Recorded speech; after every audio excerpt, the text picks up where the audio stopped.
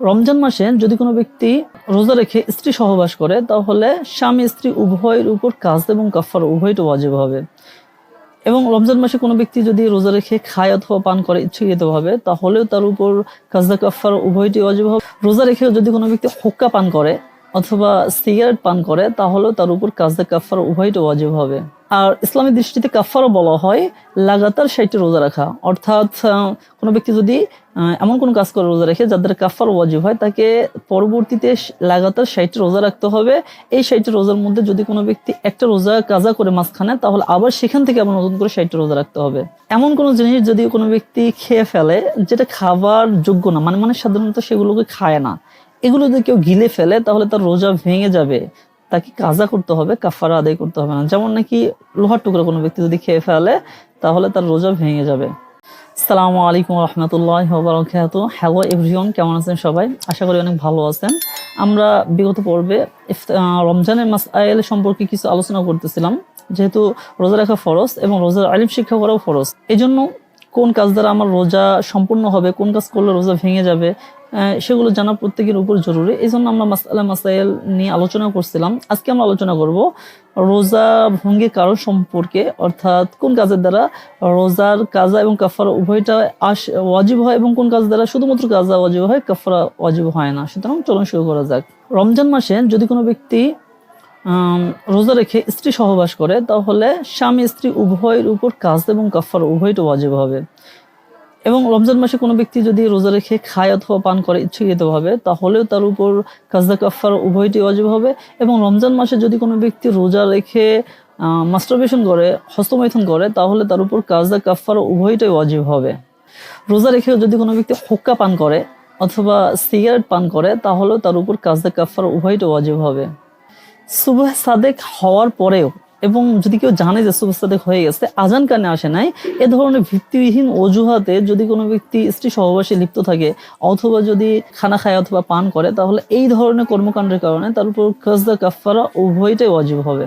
আর ইসলামী দৃষ্টিতে কাফারা বলা হয় লাগাতার 60টি রোজা রাখা, অর্থাৎ কোনো ব্যক্তি যদি এমন কোনো কাজ করে রোজা রেখে যার দ্বারা কাফারা ওয়াজিব হয় তাকে পরবর্তীতে লাগাতার 60টি রোজা রাখতে হবে। এই 60টি রোজার মধ্যে যদি কোনো ব্যক্তি একটা রোজা কাজা করে মাঝখানে তাহলে আবার সেখান থেকে আবার নতুন করে 60টি রোজা রাখতে হবে। এটা হচ্ছে কাফারা বিধান। এখন আমরা জানবো যে সমস্ত কাজ করলে শুধুমাত্র কাজা ওয়াজিব হবে কিন্তু কাফারা ওয়াজিব হবে না। রোজা রেখে ওযু অথবা গোসল করতে গিয়ে অনিচ্ছা শর্তে যদি নাকের ভিতরে অথবা গলার ভিতরে যদি পানি প্রবেশ করে যায় তাহলে রোজা ভেঙে যাবে। তবে শুধুমাত্র কাজা আদায় করতে হবে, কাফারা আদায় করতে হবে না। এই জন্য আমরা রমজান মাসে রোজা রেখে শুধুমাত্র নাকের মধ্যে হালকা পরিমাণ পানি দিব এবং গলার মধ্যে গড়গড়া সহিত কুলি করব না।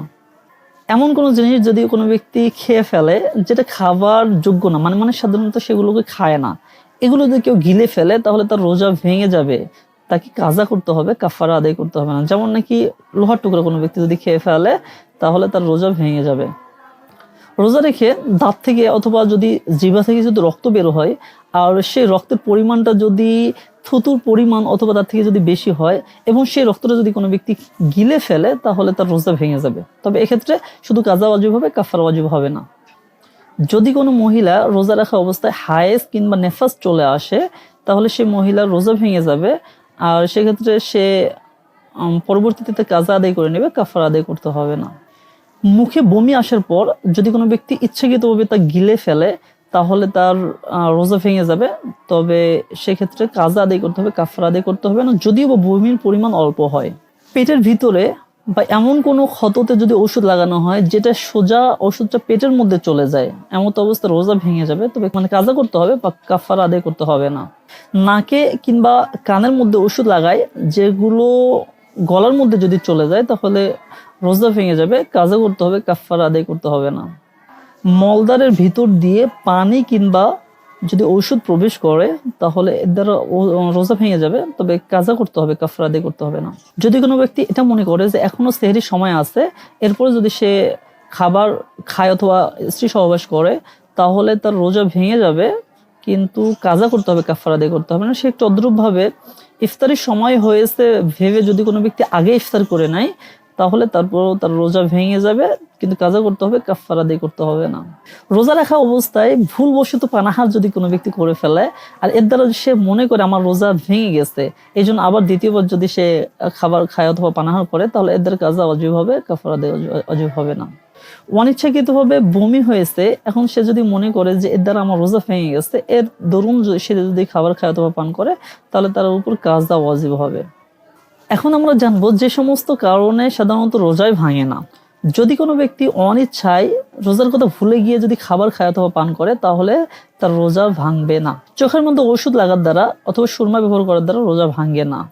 রাত্রের বেলা স্ত্রী সহবাস করলে কিংবা যদি স্বপ্নদোষ হয়, এরপর যদি গোসল না করে, এমত অবস্থায় সুবে সাদেক হয়ে গেল, রোজা ভাঙবে না। তবে দীর্ঘ সময় নাপাক অবস্থায় থাকাটা অনুত্তম।